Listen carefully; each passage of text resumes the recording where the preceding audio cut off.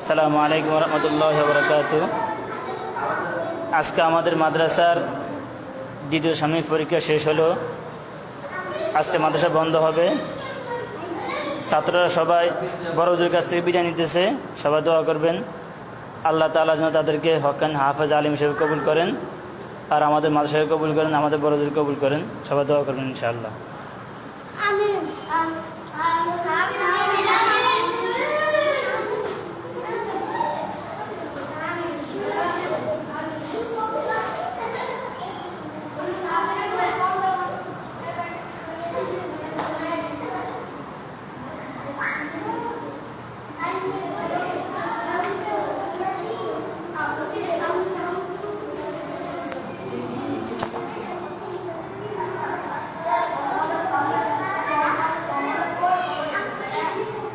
পরীক্ষা শেষে ছাত্রদের বিদায়, আসলে বিদায়টা খুব কষ্ট, বিদায় বেলাটা খুবই কষ্ট। ছাত্রদের বিদায়, সকলে দোয়া করবেন মাদ্রাসা ছাত্রদের জন্য।